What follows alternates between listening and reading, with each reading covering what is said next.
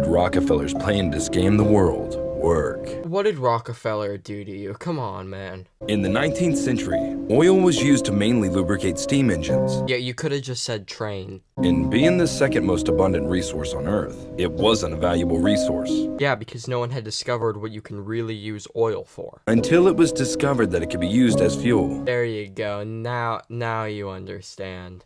And the man leading the charge, John Rockefeller. Well, to increase profit, Rockefeller had to make it seem like oil was a scarce resource. Oh my god, no, you can't be serious. Sending his scientists to the 1892 Geneva Convention. Why would he send a bunch of scientists to 19th century Comic-Con? Why? To put up the front that oil contained hydrogen, carbon, and oxygen. Wait, but it does contain those things. Therefore, it had to have come from something organic. Thus, the term fossil fuels. Hey, you wanna know why it's called a fossil fuel?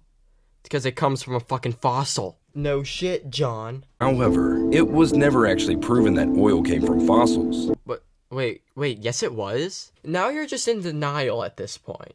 And that while oil rigs drill up to 35,000 feet, a fossil has never been found below 16,000 feet. Yeah.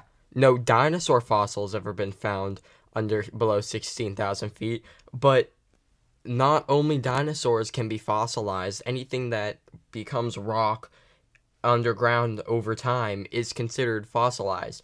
So if it comes from fossils, then that doesn't just mean it comes from dinosaur fossils, it can come from any fossil. And most fossils are below 35,000 feet in the ground, because you got things like plankton, algae, I don't know, snails, they all get fossilized.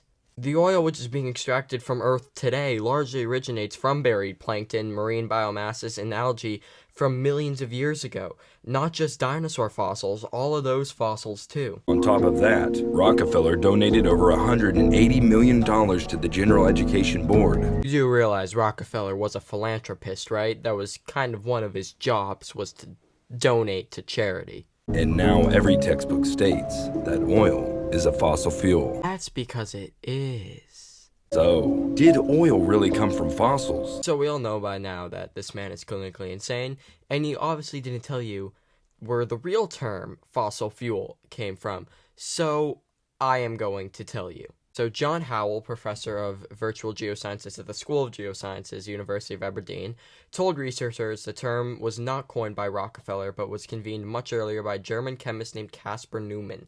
The term fossil fuel is viewable in the index of the 1759 translation of the chemical works of Caspar Neumann. You've probably heard the name before. Caspar the Friendly Ghost.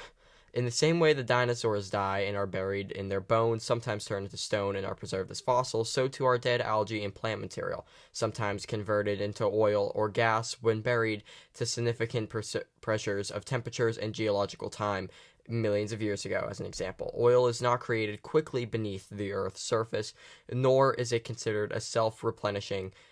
Experts told researchers it took millions of years to yield the millions of barrels of oil and drill in the oil fields. So most oil and gas we are drilling now extracting was formed from millions of years ago.